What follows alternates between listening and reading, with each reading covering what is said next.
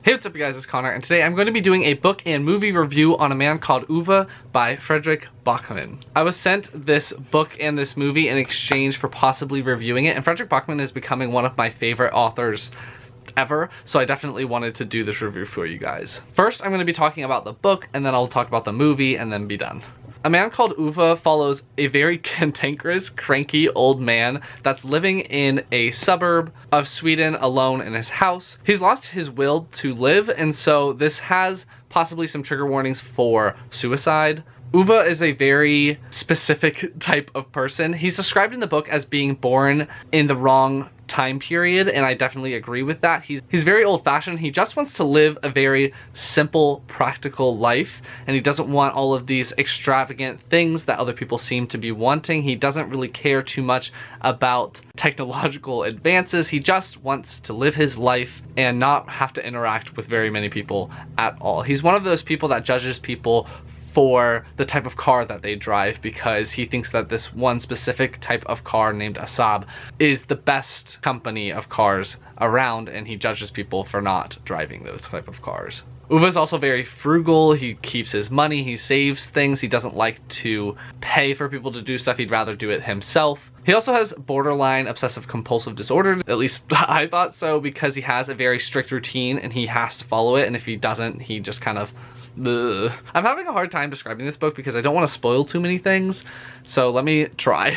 The story really begins when Ove has a run-in with some new neighbors of his. They have been driving in a no driving section, and he has to tell them what he thinks about that. And then it just follows him interacting with all of these neighbors that are not following the rules, and he has to deal with and teach the proper ways of going about doing things. That's the best that I can do. I'll leave a link down in the description to the Goodreads and Amazon pages if you want to check out more synopses and everything like that. As you guys know, we're going to go through my pros and then my cons, and then I'll give you my rating for the book, and then I will talk about the movie. My first pro is he talks about a past storyline that throughout the course of the novel ends up meeting up with the beginning of where the book starts, and then there's another storyline that goes in the future. And so it follows Ove in two different time periods of his life, and it's really nice and easy to see which one you're in because the titles are labeled as such. So A Man Called Ove is the present tense, and then A Man Who Was Ove is the past tense, and it starts off with him being much younger, a child, and then it follows his life until you get to the beginning of this book. And for me, I really like when those things are happening in a book where you get these two different storylines and they overlap in different ways throughout the story, so really liked that. I also really loved Ove's neighbors. I thought they were so funny, and the interactions that Ove has with his neighbors are so funny because while reading this book, I could see those things happening so vividly in my mind, because everyone has bad neighbors that they have interacted with every once in a while, and so seeing him having to deal with bad neighbors over and over and over again is so funny to me, and I really enjoyed seeing how he dealt with all of these different people that he has problems with in different ways. This book is written in third person close, which means that you get all of Ove's thoughts and feelings, but it's written in third person, so it says Ove walk down the street.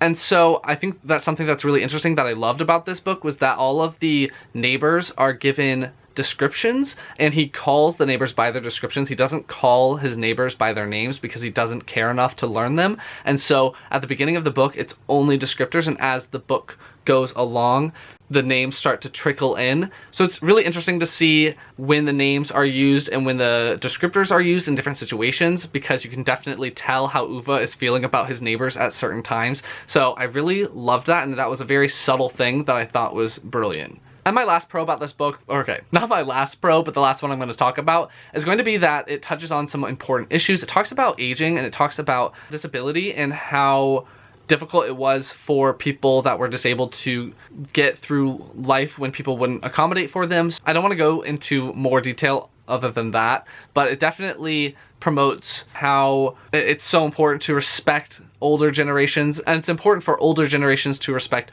younger generations. It's just one of those things that it needs to be a back and forth mutual respect, again, that everyone just needs to treat everyone as human beings and to understand where people are coming from, and they shouldn't jump to conclusions, and they shouldn't take advantage of people because they may not be as knowledgeable in something as someone else. So don't take advantage of someone that is of an older generation because they don't take to technology as quickly as a younger generation would. So I really liked seeing the older generations and the younger generations interacting and seeing that message of mutual respect. I wrote out a list of things to talk about. Apparently I only had one con.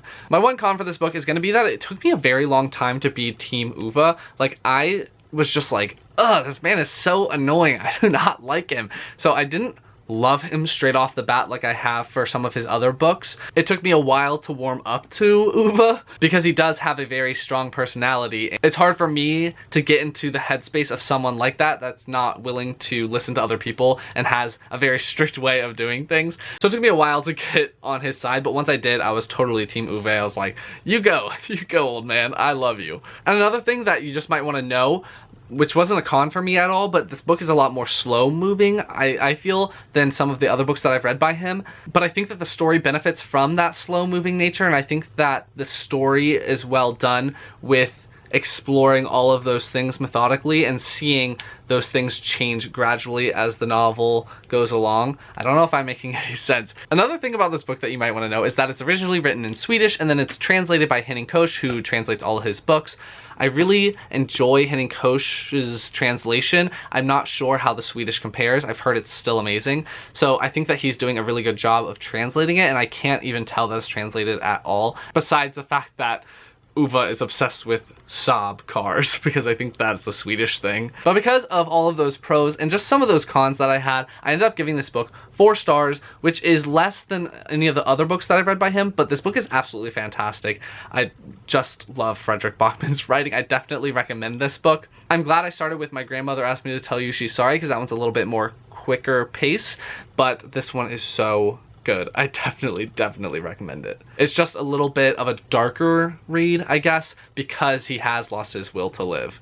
Now I'm going to talk about the movie. So after reading the book, I ended up watching the movie. The movie is in Swedish, and so you had to read English subtitles, and I'm not good at watching a movie and reading subtitles, so let's just get that out there at the beginning, because I want to watch what's happening on the screen, but then I have to also be at the bottom and read the subtitles, which would also switch from the top to the bottom to the top to the bottom. So I was like jumping all over the place trying to read, and I ended up having to rewind a little bit sometimes because I wanted to know exactly what they said, and sometimes it moved a little bit quicker. I'm just not very good at watching subtitled things, let that be known. I actually thought this was a really good adaptation. The beginning scene is different, and there are a lot of things that are different in the movie than they are in the book, and a lot of things that are just brushed over, and a lot of characters that you don't get to know as in depth as you do in the book, but that's pretty standard for book to movie adaptations. Something I loved about this movie was that it really gave that atmosphere of the book. It really gave that desolate, alone feeling that Ove has throughout the novel,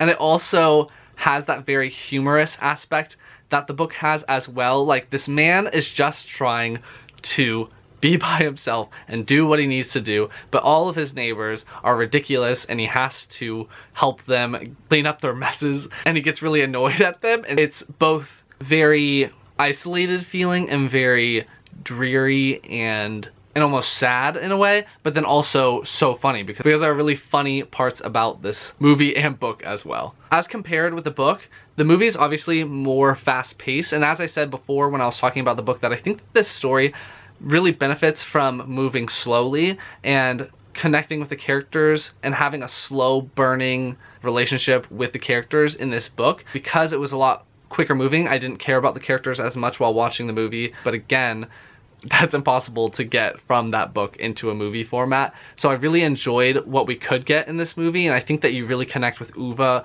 and the main secondary characters, like his neighbors that just move in at the beginning of the story. And as I said, this movie is very much the book. It just takes out certain things. So all of the things that I talked about the book with, they had those in the movie, besides it just being quicker paced. And the ending to the movie was different than the ending of the book, which I like because then you can experience both and one doesn't spoil the other to a point. Like, they end somewhat similarly, but they have different things that happen at the very end that I found enjoyable. I really liked how this ended, and I really liked seeing where Ove and everyone end up after the book is over. So yeah, I definitely recommend both of these. I definitely recommend reading the book first because that's what we do here on BookTube. But the movie definitely gets the job done, and I think that it was really well directed, and I really liked the feeling and the atmosphere that the movie gave the story. So that's gonna be my book and movie review on A Man Called Ove by